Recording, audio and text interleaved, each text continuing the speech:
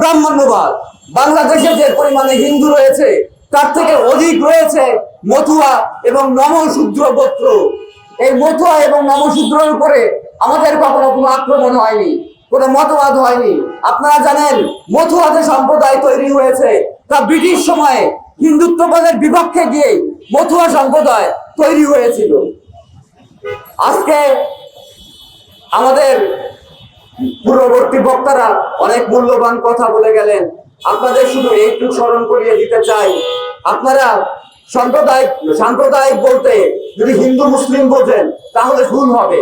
বাংলাদেশ এমন একটি সংকটে রয়ে গেছে যখন মুসলমানের মধ্যেও 101টি ভাগ হয়ে গেছে। বাংলাদেশে ইসলাম প্রথম প্রবেশ করে মাজারের ভেতর দিয়ে, সুফিবাদের মধ্য দিয়ে। আমরা দেখি উগ্রবাদী মুসলিমরা সেই মাজার ভেঙে দিচ্ছে। শাহজালাল শাহপরানের মাজার যদি ভেঙে দিতে চান তাহলে বাঙালি মুসলিমের মনের মধ্যে আগুন জ্বলবে। সেই ছোট ছোট মাজার আমাদের এখানে প্রতিষ্ঠিত হয়েছে তা মূলত গরিব অংশ, যারা কিনা মক্কায় ধান্দা করে যেতে পারে না, তারা তাদের কামনাটা স্থানীয় মাজারে গ্রহণ করে। কারো ধর্মকে ছোট করার অধিকার নাই। আমাদের নৃতাত্ত্বিক গোষ্ঠী যারা রয়ে গেছে, যে আদিবাসী গোষ্ঠী বা নৃতাত্ত্বিক বা উপজাতি বলে আমরা তাদেরকে চিনি, যে ইন্ডিজিনিয়াস গোষ্ঠীর যে ধর্ম রয়ে গেছে তাও আজকে এখানে বিলুপ্তের পর্যায়ে।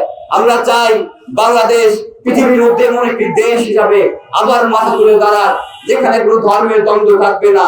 1757 সালের মতো পৃথিবীর সবচেয়ে শক্তিশালী এবং ধনী রাজ্য হিসাবে আবার আমরা বাংলাদেশকে পাবো, যদি আমরা আমাদের নিজেদের অতীত শক্তি এবং ভবিষ্যতের স্বপ্ন সবাই মিলে একত্রিত হয়ে পূরণ করার জন্য রাজপথে থাকি।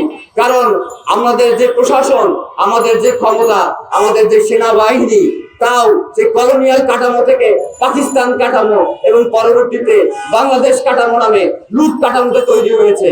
তারা কখনো আমেরিকার দালালি করে, কখনো ভারতের দালালি করে। এই রক্ত, এই জুলাই বিপ্লবের যে রক্তের বান বয়ে গেছে, সেই রক্তের বান আমাদের আরো চালিয়ে যেতে হবে ভবিষ্যৎ বাংলাদেশের জন্য।